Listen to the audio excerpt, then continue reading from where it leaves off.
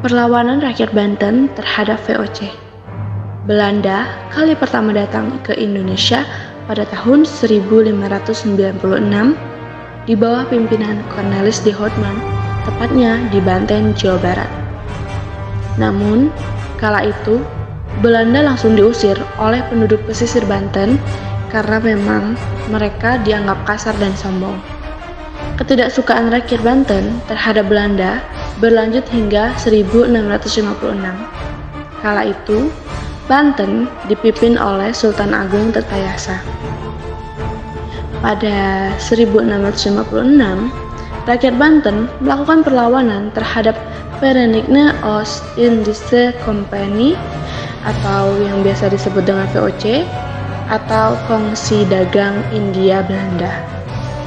Perlawanan Banten terhadap VOC pada masa kolonial, Banten merupakan salah satu kesultanan yang sangat maju sehingga banyak menarik pedagang untuk singgah di sana.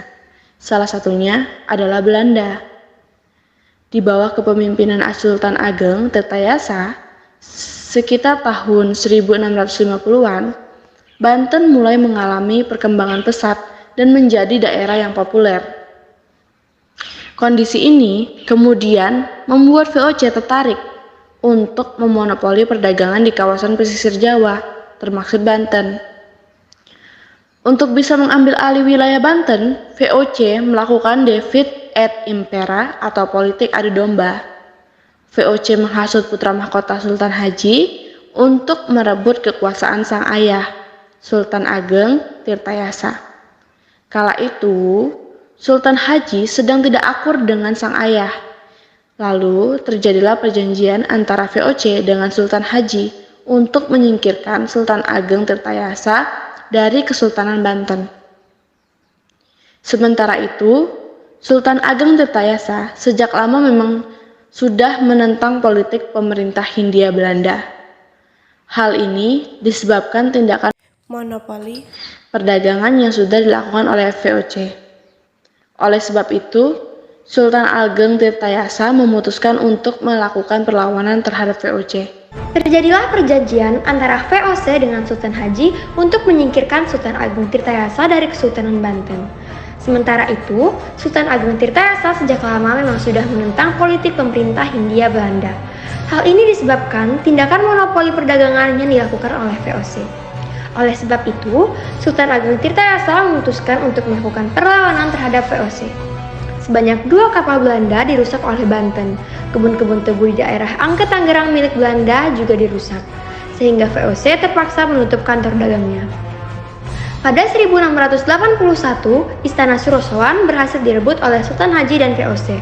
Sedangkan Sultan Ageng Tirtayasa berpindah ke daerah Tirtayasa untuk mendirikan keraton baru. Sultan Ageng Tirtayasa segera mengumpulkan bekal dan kekuatan untuk kembali merebut Istana Surosoan.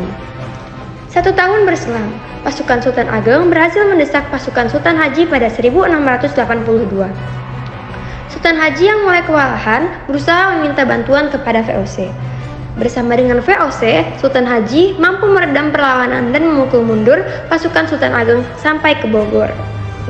Akhirnya Sultan Ageng Tirtayasa berhasil ditangkap VOC pada 1683. Ia pun langsung dibawa ke Batavia dan dijadikan sebagai tahanan. Setelah Sultan Ageng Tirtayasa digulingkan, Sultan Haji naik menjadi Raja Banten. Dengan tertangkapnya Sultan Ageng Tirtayasa, perlawanan rakyat Banten terhadap VOC pun usai. VOC dinyatakan berhasil menaklukkan Banten serta memonopoli perdagangan di kawasan pesisir Jawa. Keberadaan VOC di Nusantara mendapatkan banyak pertentangan dari penduduk lokal. Banyak raja-raja yang saat itu menjalankan politik pemerintahan anti-VOC. Salah satunya adalah Raja Kesultanan Banten.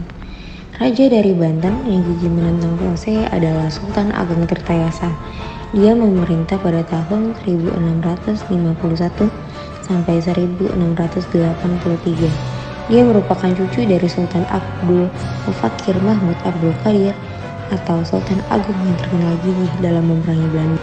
Dikutip dari buku sejarah yang disusun oleh Anwar Kurnia dan Suryana, Kesultanan Banten menjalani kerjasama dengan Bengkulu, Cirebon, dan Mataram.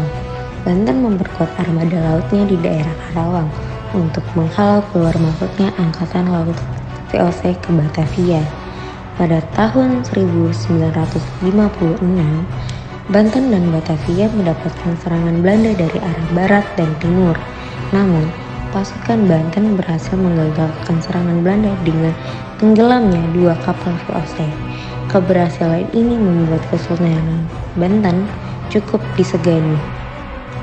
VOC terus berupaya untuk menguasai Banten.